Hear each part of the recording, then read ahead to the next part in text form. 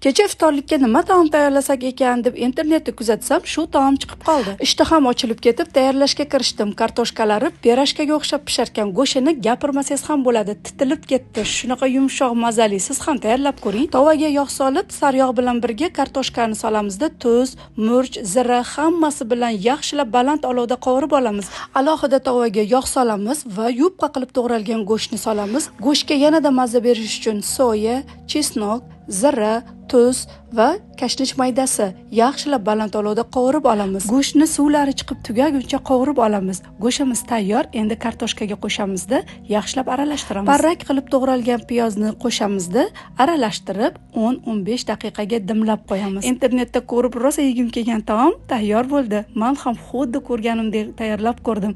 Haqiqatdan mazasi ko'rinishidan-da mazali bo'lar ekan. Kartoshkalari xuddi pirojkaga o'xshaydi. Go'shtlarni gapirmasangiz ham bo'ladi. Siz ham albatta tayyorlab ko'ring, oila a'zolaringizni duosiga qolasiz. Hammaga yoqimli ishtaha.